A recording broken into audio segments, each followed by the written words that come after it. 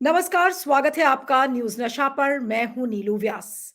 राजस्थान में मतदान चल रहा है और मतदान के अलावा आज मैं आपसे राजस्थान के चुनाव के संदर्भ में जो ब्रॉड इंडिकेटर्स हैं, उनके बारे में बात करना चाहती हूं। अ, कांग्रेस और बीजेपी के बीच में ये कहा जा रहा है कि ये कांटे की टक्कर है।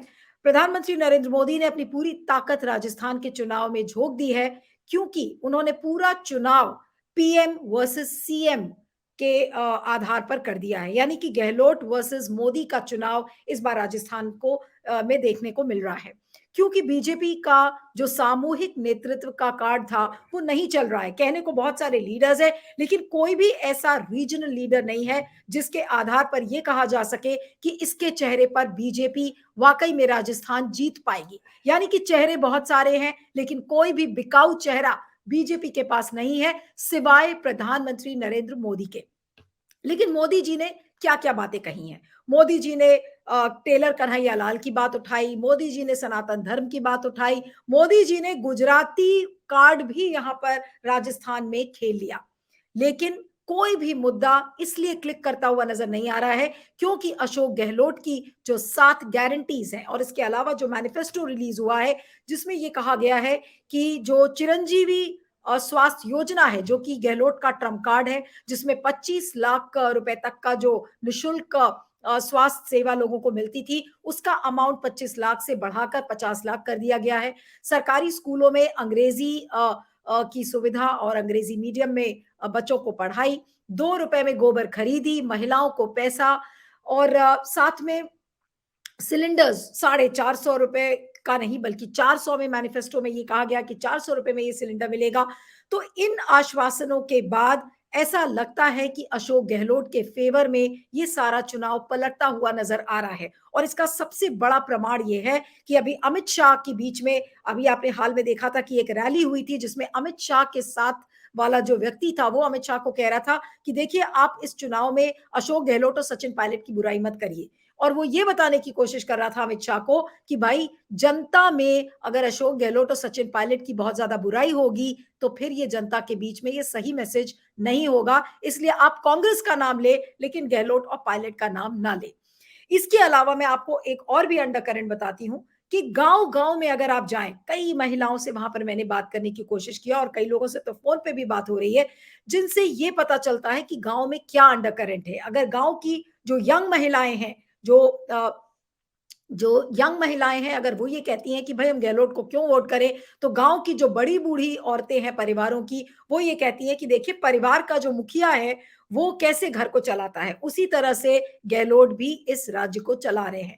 तो अगर ये मैसेज गांव गांव तक पर्कुलेट कर रहा है, तो आप समझ सकते हैं कि गहलोत के फेवर में कैसे चीजें जा रही हैं। तो धरातल में कांग्रेस की गारंटीज हैं, कांग्रेस के प्रोमिसेस हैं, कांग्रेस के आश्वासन है, और उसके मुकाबले बीजेपी का ना हिंदुत्व कार्ड चल रहा है, ना मोदी जी का चेहरा ही उतना चल रहा है, अगर आप उसको गहलोत के कंपैरिजन में करें। और ठीक चुनाव के 24 घंटे पहले अशोक गहलोत ने मैं भी राजस्थानी का कार्ड खेला है, यानी कि मैं राजस्थानी हूं। उन्होंने रीजनल कार्ड खेल कर ये बताया है, और कांग्रेस की सोशल मीडिया हैंडल पर वो एक गाना रिलीज हुआ है, जिसमें कि वो ये बताने की कोशिश कर रहे हैं कि देखिए, मैं सब कुछ कुर्बान कर दूंगा राजस्थान के लिए। तो वो गाना अपने आप में एक बहुत ही इमोशनल गाना है, जिसे कांग्रेस ने रिलीज किया है। और ठीक 24 घंटे पहले इस तरीके का कार्ड खेलना, सबने कहा है कि ये गहलोत का आखिरी दांव खेला है, जो कि वाकई में इमोशनल कॉर्ड्स को छेड़ता है। और कोई भी राजस्थानी सबसे पहले इस राजस्थानी अस्मिता के बारे में सोचेगा,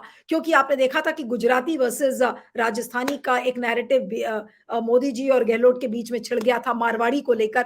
तो उसी को लेकर अब गुजरात वर्सेस राजस्थानी का जो ये कार्ड है, तो जाहिर सी बात है कि जो रीजनल कार्ड अशोक गहलोत ने खेला है, क्या उसके दम पर कांग्रेस की सत्ता अब वापस आ सकती है? क्योंकि ये कहा जा रहा है कि कांग्रेस की जेब के अंदर अगर आप झांक कर देखें, तो सब कुछ है, प्रोमिसेस हैं, आश्वासन है, चेहरा है, सब कुछ है। लेकिन बीजेपी के लिए क्या है? बीजेपी का एक फेसलेस चुनाव है, बीजेपी के पास मुद्दे नहीं है, और मोदी जी का भी जो चेहरा है, वो बहुत ही थका हुआ चेहरा, एक हारा हुआ चेहरा नजर आ रहा है। हालांकि ताकत उन्होंने पूरी अपनी लगाई है राजस्थान के चुनाव में, लेकिन मोदी जी का सिक्का हिमाचल में नहीं चला, कर्नाटक में नहीं चला, और अब लोगों का ये कहना है कि राजस्थान में भी मोदी जी का चेहरा नहीं चलेगा।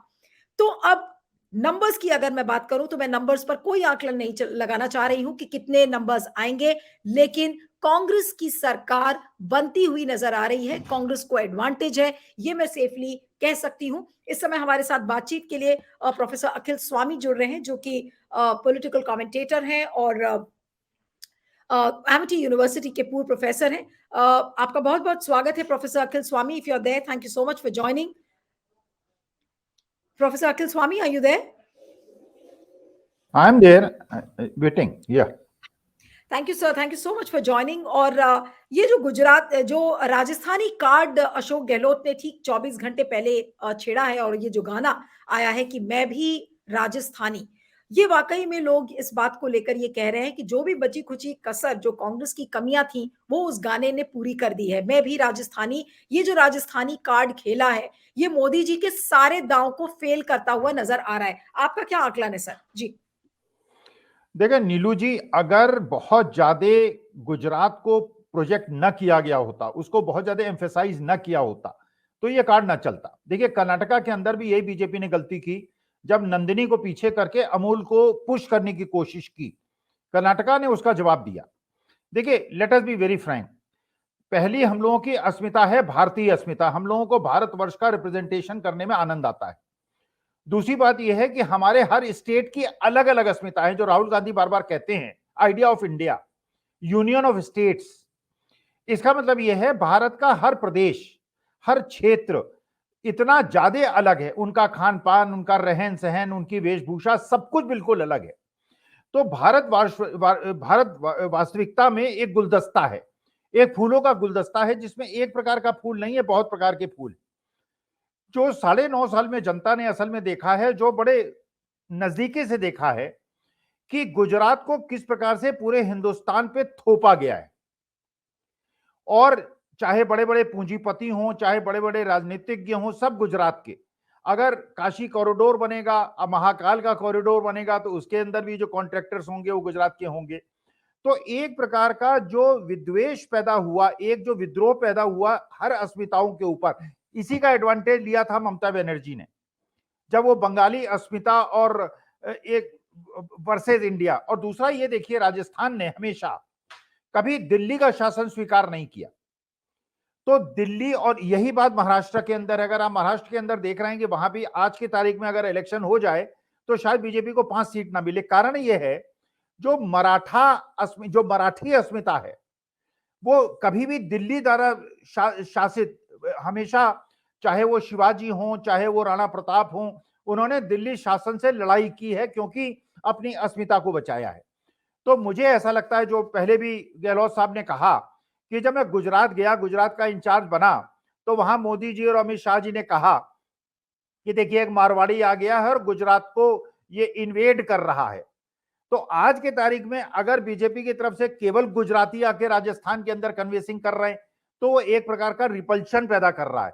वो एक राजस्थान के लोगों को ये मैसेज दे रहा है कि देखिए हमारे मारवाड़ी को अगर आपने गुजरात के अंदर बाहरी समझा था, तो भाई हमारे राजस्थानी लीडर। अच्छा, दूसरी गलती आपने कर दी, वसुंधरा राजे को पीछे कर दिया।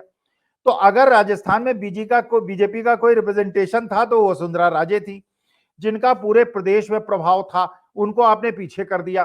तो ये जितने भी चीजें हैं, जितना ज्यादा आप अपने को थोपने का या प्रयास करेंगे, आपने कहा कि मोदी जी अपने को बहुत ज्यादा एक्सर्ट कर रहे हैं, बहुत ज्यादा मेहनत, जितनी ज्यादा मेहनत करेंगे, जैसे होता है ना रेत को हाथ में मुट्ठी में जितना ज्यादा बांधने की कोशिश करेंगे, रेत उतनी बाहर निकलती है। आज के तारीख में क्योंकि जब वो एक्सर्ट करते हैं तो सबको ये लगता है कि ये गुजराती लोग इन्वेड कर रहे हैं मेरे स्टेट को। और दूसरा आपने कहा, जो चुनाव के बारे में आप संभावनाओं पे विचार नहीं रखेंगी, मैं बिल्कुल विचार रखता हूं। 3 दिसंबर को एक तरफा चुनाव है, और ये एक तरफा चुनाव में कोई कठिन फाइट नहीं है, कोई क्लोज फाइट नहीं है, एक तरफा चुनाव है। और एक स्कीम जो आप भूल गई नीलू जी, 8 रुपए में अगर किसी गरीब आदमी को भोजन मिल जाए जी और क्योंकि 17 रुपए उसमें गवर्नमेंट कर रही है, जो इंदिरा कैंटीन चलाने वाले लोग हैं उनको 25 रुपए पर थाली मिल रहा है, जिसमें दाल भी है, जिसमें सब्जी भी है, जिसमें रोटी भी है। तो इसका मतलब यह है कि पौष्टिक भोजन आज के तारीख में 8 रुपए में इमेजिन करना, यह बहुत बड़ी बात है। तो अगर आपका पेट भर गया, और देखिए सबसे बड़ी जो समस्या होती है वो हमारे मिडिल क्लास में भी होती है कि भगवान ना करे कल बीमार पड़ जाए, और 70-80 लाख रुपए 50 लाख का बिल आ जाए तो हम कैसे उसका वहन करेंगे। वो चीज जो राजस्थान ने की है, वास्तविकता में अगर पूरे हिंदुस्तान में इसको लागू कर दिया जाए तो ये इंश्योरेंस कंपनीज के शेयर तो डूब जाएंगे, लेकिन भारतीय जनमानस को इतना ज्यादा फायदा होगा कि इससे इसके अलावा कुछ चाहिए नहीं। आदमी कमा खा लेता है, लेकिन उसका जो चिकित्सा के खतरों से उसके दिमाग में जो प्रेशर होता है उसको राजस्थान ने गहलोत साहब ने हटा दिया है। लेकिन क्या ये मान लिया जाए कि जिस तरीके से 7 गारंटीज और जो भी आश्वासन कांग्रेस की सरकार ने राजस्थान में दिया है, क्या राजस्थान का चुनाव इस बार केवल और केवल गहलोत के इर्द-गिर्द है? ठीक उसी तरह जैसे छत्तीसगढ़ का चुनाव भूपेश बघेल के इर्द-गिर्द घूम रहा था कांग्रेस का, और उसी तरह से केवल और केवल एक ही व्यक्ति इस बार राजस्थान में नजर आ रहा है और वो है अशोक गहलोत। नीलू जी, एक और ध्यान रखिए, आपने भूपेश बघेल का नाम लिया। जो महादेव ऐप के मामले में 600 करोड़ रुपए इन्होंने कहा था कि एक व्यक्ति ने दिए, आज उस व्यक्ति ने टाइम्स ऑफ इंडिया में आर्टिकल है, आप पढ़िएगा, उसने स्पष्ट कहा है कि मैंने भूपेश बघेल को कोई पैसा नहीं दिया। हाँ। इसका मतलब ये इतना झूठा प्रचार, जिसने पैसे दिए नहीं, जिसने महुआ मोहित्रा को आप फंसा रहे हैं, आप भूपेश बघेल को पढ़ा रहे हैं। तो वास्तविकता में ये जो है लड़ाई, ये गुजराती अस्मिता और राजस्थानी, और ये केवल राजस्थान में, पूरे हिंदुस्तान में जहां जहां, क्योंकि बाकी राजनाथ सिंह को आपने खत्म कर दिया, नितिन गडकरी को आपने खत्म कर दिया, वसुंधरा राजे को, सबको आपने खत्म कर दिया हर जगह। आप ये क्योंकि कह रहे हैं अखिल साहब, मुझे ये बताइए कि क्या ये जो गुजराती तार जो मोदी जी ने छेड़ा है राजस्थान के अंदर, ये वाकई में बीजेपी को ले डूबेगा, आप समझते हैं? नहीं नहीं, वो तो बिल्कुल ले ही डूब रहा है, ये तो हम लोग बहुत दिनों से कह रहे हैं। देखिए, जब आप लोकल एस्पिरेशंस को आगे नहीं बढ़ाते हैं, अब एक वो हैं आसाम के मुख्यमंत्री, उनके अलावा कोई ऐसा चीफ मिनिस्टर ऐसा नहीं है जिसका कोई मान सम्मान हो। देखिए, कांग्रेस ने अपनी जो गलती सुधारी है, कांग्रेस के पराभव का भी जो मेन कारण था, कांग्रेस के अंदर भी जो हाई कमान था बहुत ज्यादा हावी हो गया था। लेकिन 2 साल से राहुल गांधी जो देश के अंदर घूमे, उन्होंने कहा भाई ये देश तो बड़ा भिन्नता वाला देश है, बड़ा अलग प्रकार का देश है, अलग अलग लोगों की बोलचाल है, अलग अलग भावनाएं हैं। तो उन्होंने जितनी लोकल लीडरशिप थी, चाहे वो तेलंगाना हो, मध्य प्रदेश हो, राजस्थान हो, उनको उभरने का मौका दिया, अपने को विड्रॉ कर लिया। राहुल गांधी की फोटो कहीं, सोनिया गांधी की फोटो वहां के पोस्टर्स में बड़े बड़े नहीं दिखाई पड़ते, और बीजेपी में केवल मोदी जी की फोटो दिखाई पड़ती हैं। तो आप सोचिए ना, जैसे हम उत्तर प्रदेश के हैं, तो बानी बात है कि जो हमारी जैसे भाषा बोलता है, जो हमारे जैसे खान पान करता है, हमें वो पसंद आते हैं। बंगालियों को अपना मछली भात खाने वाले अच्छे लगते हैं, जो गुजरात वाले हैं उनको ढोकला खाने वाले अच्छे। तो हर प्रदेश की अपनी एक अलग तरीका है। तो वास्तविकता में क्योंकि इन्होंने लोकल लीडरशिप को खत्म कर दिया, इसलिए बीजेपी का प्रभाव, आज की तारीख में किसी को ये उभरने ही नहीं देना चाहते मोदी जी। जो ये चीज समस्या है। अखिल साहब, जो मुझे ताज्जुब करती है कि बीजेपी के जो स्ट्रेटेजिस्ट्स हैं, जो मोदी जी के एडवाइजर्स हैं, उनको क्या हो गया है? अब अगर छत्तीसगढ़िया अस्मिता की बात भूपेश बघेल ने की थी, मध्य प्रदेश में कमलनाथ ने मध्य प्रदेश के लिए बात की, तो क्या ये मोदी जी के एडवाइजर्स को और बीजेपी के स्ट्रेटेजिस्ट को ये बात समझ में नहीं आ रही कि इस तरीके का गुजराती कार्ड अगर राजस्थान में खेला जाएगा तो फिर जनता को ये नापसंद होगा और इससे बीजेपी का ही नुकसान होगा? ऐसा क्यों? क्या ये कहा जाए कि बीजेपी की बुद्धि मारी गई है, या प्रधानमंत्री को कुछ समझ में नहीं आ रहा है? इसको कैसे इसका आकलन किया जाए कि बीजेपी जो इतनी वेल ऑयल्ड इलेक्शन मशीनरी है, वो इतना बड़ा ब्लंडर कैसे कर सकती है राजस्थान के लिए? नहीं, देखिए, ऑटोक्रेसी में होता क्या है, ऑटोक्रेसी में जब एक आदमी सबको पीछे, कोई फोटो फ्रेम आप देख लीजिए, केवल एक आदमी दिखाई पड़ता है, कोई नहीं दिखाई पड़ता। तो ऐसी स्थिति में क्या एडवाइजर्स की इतनी हिम्मत है कि उस महामानव के सामने जाके कह दें कि आप अपने को एग्जर्ट बहुत ज्यादा मत कीजिए? आज के तारीख में क्योंकि उन्होंने अपने को गांव गांव तक पहुंचाने का प्रयास किया, ओवर एग्जर्ट कर दिया है, ओवर ब्रांड कर दिया है, तो एडवाइजर्स की भी हिम्मत नहीं है।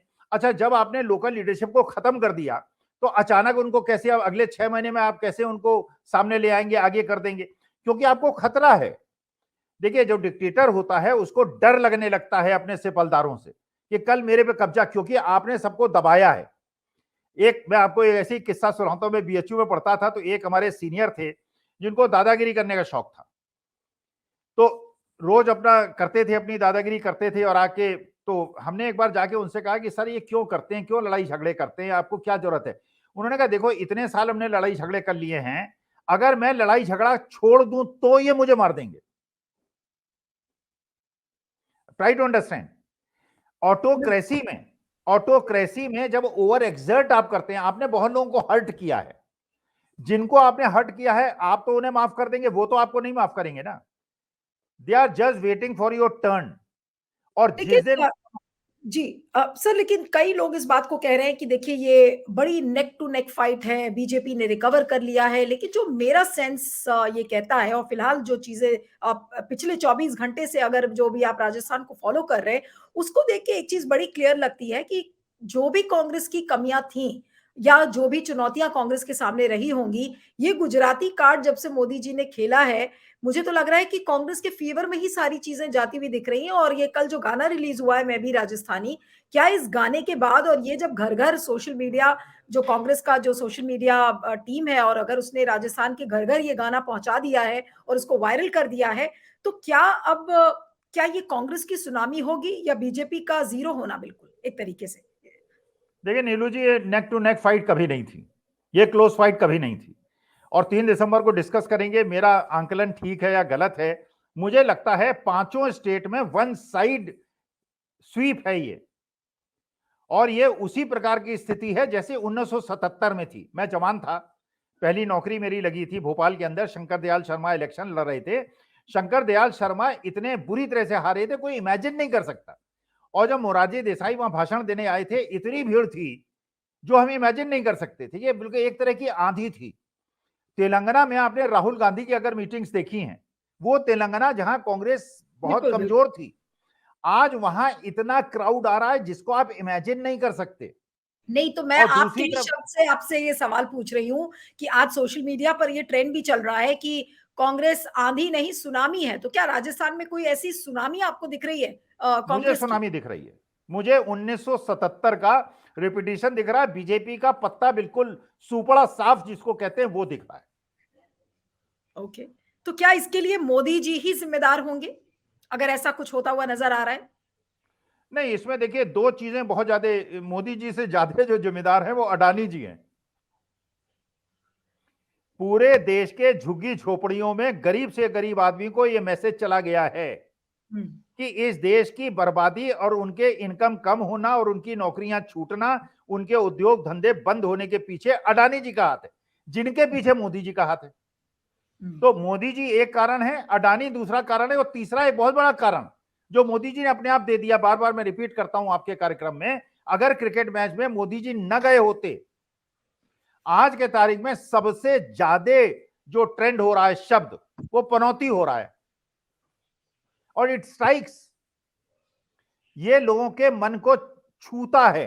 अरे भाई, आप हर चीज में वो, आप सोचिए नीलू जी, उत्तरकाशी में आपके वो 16 मजदूर जो हैं बेचारे 15 दिन से फंसे हुए हैं, नहीं निकाल पा रहे हैं। अमेरिका से मशीन मंगाई, नहीं और जिस दिन निकलेंगे वो आप देख लीजिएगा, जिस दिन वो निकलेंगे मोदी जी वहां जाके फोटो खिंचा लेंगे। तो आदमी को वितृष्णा होने लगती है, आदमी को खराब लगने लगता है कि वो बेचारे, उनकी माएं रो रही हैं, उनकी पति, और 5 जवान शहीद हुए हैं कश्मीर के अंदर। और आपने सुना ही होगा कि आगरा के अंदर जो बेचारा एक अधिकारी की मृत्यु, उसका शहीद हुआ, वो उसकी मां जो है रो रो के बेहाल है। और माननीय मंत्री जी उपाध्याय जी जो है वो कैमरे की तरफ मुंह करके अपना चेक देने का प्रयास कर रहे हैं 50 लाख का, जैसे कोई दान कर रहे हो। अरे वो बेचारे मां जिसका बेटा उसने अपना सपूत खोया है, उसे सांत्वना देने के बजाय, और 50 लाख अपनी जेब से तो दे नहीं रहे, वो तो सरकार दे रही है। तो उन लोगों के लिए, रणबांकुरों के लिए तो हम लोगों को अपना सबको निछावर कर देना चाहिए। और उपाध्याय जी का चेहरा जो है उस मां की तरफ नहीं है, कैमरे की तरफ है फोटो खिंचाने के लिए। तो लोग देखिए आज के तारीख में छोटे छोटा आदमी हर चीज को ऑब्जर्व कर रहा है, इसलिए ये सुनामी है। अखिल जी, लेकिन सुनामी तो ठीक है, वो पता चलेगा कि कितनी बड़ी सुनामी है राजस्थान के अंदर कांग्रेस की। लेकिन दो फैक्टर्स हैं जो कि कांग्रेस और बीजेपी दोनों के खिलाफ जा रहे हैं, और वो है कि बहुत सारी छोटी छोटी पार्टीज हैं। मैं एक आंकड़ा देख रही थी, लगभग 30 ऐसी सीटें हैं राजस्थान में जहां पर छोटी पार्टीज हैं।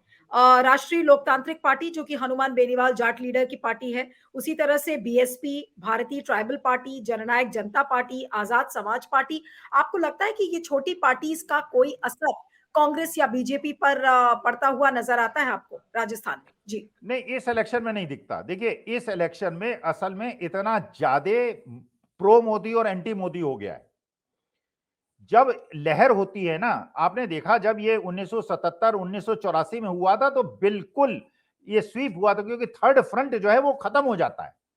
आज के तारीख में बीआरएस खत्म हो रहा है, बीआरएस इसीलिए खत्म हो रहा है।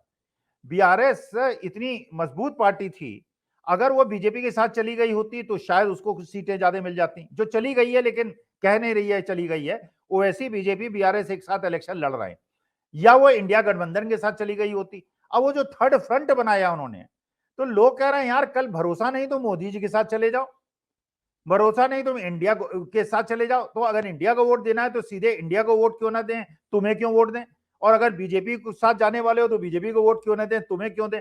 तो मेरे ख्याल से जो राजस्थान में इंडिपेंडेंस और थर्ड फ्रंट काफी मजबूत रहता है, ये छोटी मोटी पार्टियां काफी इंडिपेंडेंस भी काफी जीतते हैं। इस बार ऐसा नहीं होगा। हाँ, ये हो सकता है कांग्रेस के वो रिबेल्स जिसको कांग्रेस खुद चाहती है कि वो रिबेल जीत जाएं और बाद में कांग्रेस को सपोर्ट कर दें, तो 8-10 जो इंडिपेंडेंट जीतेंगे वो 90% कांग्रेस से ही समर्थित होंगे। में से जाएंगे। नहीं, ये आप ठीक कह रहे हैं, क्योंकि मैं कई लोगों से बात कर रही थी राजस्थान में, तो उन्होंने कहा कि ये गहलोत जी का पसंदीदा प्रयोग भी है एक तरीके से, कि पहले वो टिकट्स काटते हैं लीडर्स के, फिर जब वो लीडर्स इंडिपेंडेंट के बतौर खड़े होते हैं तो फिर बाद में वो गहलोत जी को या कांग्रेस को वो सपोर्ट करते हैं। हो सकता है कि जो बात आप ये कह रहे हैं ये बिल्कुल सही हो, लेकिन मैं दर्शकों की जानकारी के लिए बता दूं कि ये रिबेल्स लगभग 31 ऐसी सीटें हैं जहां पर बागियों का बोलबाला इस समय बताया जा रहा है। कांग्रेस के जो बागी हैं वो लगभग 17 सीटों पर हैं, और बीजेपी के जो बागी हैं वो 14 सीटों पर हैं। ये एक आंकड़ा खाली शेयर कर रही थी कि जिनकी वजह से ऐसा लगता है कि ये त्रिकोणी फाइट बन पाएगी। लेकिन अखिल स्वामी जी ने भी कहा, और मेरी जितने लोगों से भी बात हो रही है वो यही कह रहे हैं कि ये त्रिकोणी फाइट का कोई सिनारियो इस समय राजस्थान में नजर नहीं आ रहा है। लेकिन बात वहीं पर आकर फंस जाती है अखिल जी की, जो बात जो लोग पोलस्टर्स कह रहे हैं, जो ओपिनियन सर्वेज आए हैं कि भाई नेक एंड नेक फाइट है, तो क्या इन पोलस्टर्स को ये जो कांग्रेस की हवा है ये नजर नहीं आ रही है, या फिर वो बीजेपी की साख बचाने में लगे हुए हैं कि चलो 2 दिसंबर तक ताकि स्टॉक मार्केट हमारा सही सलामत रहे, तो फिर इसलिए भाई बीजेपी को नेक एंड नेक बता दो? क्या ये सिनारियो आपको नजर आ रहा है? नहीं, कहना तो नहीं चाहिए, लेकिन उन्हें पेट पालने हैं, अपने परिवार पालने हैं, चेक का इंतजार रहता है। मेरी ऐसी कोई मजबूरी नहीं है। मुझे ना तो 10 रुपए आज तक कांग्रेस से मिला है ना बीजेपी से मिला है। तो मैं तो एक अध्यापक की तरह बात कर रहा हूँ। उनकी बेचारों की मजबूरी है, बड़ी बड़ी ऑर्गेनाइजेशन चलाते हैं, करोड़ों रुपए के डोनेशन मिलते हैं। वही जो गोदी मीडिया की मजबूरी है वही इन बेचारों की मजबूरी है। क्लीन स्वीप है, एक तरफा चुनाव है, कोई कंटेस्ट नहीं है। अगर आप ये कह रहे हैं कि राजस्थान में कोई कॉन्टेस्ट नहीं है, एक तरफा जीत अगर आपको कांग्रेस की दिख रही है, लेकिन क्या कांग्रेस, ये माना जाए कि कांग्रेस के लिए कोई चुनौती थी ही नहीं इस बार? कई कई लोग कह रहे हैं कि कांग्रेस की समय इस बार सबसे बड़ी चुनौती गहलोत की नरेंद्र मोदी थे। नहीं नहीं, देखिए मोदी जी कहीं पिक्चर में नहीं थे। वसुंधरा राजे को अगर इन्होंने कमान दे दी होती, अगर वसुंधरा राजे को एक तरफा कमान दे दी होती तो फाइट तगड़ी होती, तब नेक टू नेक होता। इन्होंने क्या किया, शेरनी को घायल कर दिया। ये आजकल इन लोगों को आदत हो गई है, शेरनियों को घायल कर रहे हैं। एक महुआ मोहित्रा को घायल कर दिया बंगाली, और वो बंगाली ने टाइगरेस है, और एक राजस्थानी शेरनी को घायल कर दिया, एक ममता बनर्जी को घायल कर दिया। वो कह रही है कि ये 4 जेल भेजेंगे, मैं 8 जेल भेजूंगी। तो तो ये बीजेपी के नारी जंगल का, में आप कह रहे हैं, बीजेपी के जंगल में आप कह रहे हैं कि बहुत सारी घायल शेरनियां इस समय घूम रही हैं। अरे इन लोगों को शेरनियों की आदत नहीं है, शादी वादी तो करते नहीं है। जी, जी, जी। जी। तो अंत में क्या कहेंगे अखिल जी, कि आपको क्या लग रहा है कि जो राजस्थान का चुनाव है वो इस बार क्या गुजरात ले डूबा? गुजराती कार्ड जो है वो राजस्थान का चुनाव बीजेपी के लिए क्या ले डूबा? नहीं, केवल राजस्थान का चुनाव नहीं, ये पूरे हर प्रदेश का चुनाव, कर्नाटका का चुनाव, हिमाचल का चुनाव, हर चुनाव जो है गुजरात को इतना ज्यादा एक्सर्ट कर दिया आपने, इतना ज्यादा ढकेल दिया। अब सोचिए आप, आज तक नीलू जी आपको जवाब मिला किरण भाई पटेल को जेड प्लस सिक्योरिटी कैसे मिली, किसकी संस्तुति पे मिली? अब आप बताइए, एक व्यक्ति जो फ्रॉड था, जिसके खिलाफ एफआईआर थी, वो जेड प्लस सिक्योरिटी लेके कश्मीर घुमाया क्योंकि वो गुजराती था। आप जरा कभी जेड प्लस सिक्योरिटी क्या आप एक कांस्टेबल मांग के देख लीजिए अपने नियरेस्ट थाने से, आपको नहीं मिलेगा। और उनको साहब पूरा 15-15 जीपें और राइफलें और सब उनकी प्रोटेक्शन में, जबकि फ्रॉड आदमी था। उसको जेड प्लस सिक्योरिटी किसी के रिकमेंडेशन में मिली होगी ना। तो आपने, अच्छा क्रिकेट मैच भी आपने अहमदाबाद में करा दिया, अगर कानपुर में करा दिया होता, फिरोज का वहां पे दिल्ली में करा दिया होता, मोहाली में करा दिया होता, मुंबई में करा दिया होता, तब भी लोग कहते कि भाई दूसरे प्रदेश की अस्मिता का कुछ ध्यान रखा, वो भी आपने गुजरात में करा दिया। तो हर कोई विदेशी आता है, उसको भी अहमदाबाद ले जाते हैं आप। अरे कभी तो आप लखनऊ ले जाइए उनको, कभी तो पटना ले जाइए, कभी भुवनेश्वर ले जाइए, कभी चेन्नई ले जाइए, केवल गुजरात, हर आदमी केवल गुजरात। तो देखिए वितृष्णा होती है। हमें ढोकला खाना अच्छा लगता है, मुझे भी खांडवी ढोकला अच्छा लगता है, लेकिन ओकेजनली, वो मेरी नॉर्मल डाइट नहीं है। मेरी नॉर्मल डाइट जो है रोटी दाल है, जो उत्तर प्रदेश की डाइट है। तो अब वो ये कहे नहीं साहब आपको तो खाना ही पड़ेगा ढोकला खांडवी, तो अच्छा नहीं लगेगा लोगों को, जो ये लोग कर रहे हैं। जी। चलिए बहुत-बहुत शुक्रिया अखिल जी, और 3 तारीख को आपसे फिर से मुलाकात होगी न्यूज़ नशा पर, और जिस दिन रिजल्ट डे लाइव होगा उस दिन आई एम श्योर, और उस दिन फिर आपसे बातचीत की जाएगी। तो कितनी तो बड़ी मिठाई सुनामी मंगा के रखिएगा उस दिन। Okay, okay, alright, alright. आप कह रहे हैं मिठाई मंगा के रखेंगे, बिल्कुल, ज़रूर, ज़रूर। Thank you so much Akhil sir, thank you so much, और इस वीडियो को ज़्यादा से ज़्यादा शेयर करिएगा, फीडबैक दीजिएगा और बने रहिएगा न्यूज़ नशा पर। Thank you. और आप हमसे जुड़े रहने के लिए सब्सक्राइब करें YouTube पर, फॉलो करें Twitter पर और लाइक करें Facebook पर। और ज्यादा जानकारी के लिए आपको टाइप करना होगा सिर्फ न्यूज़ नशा।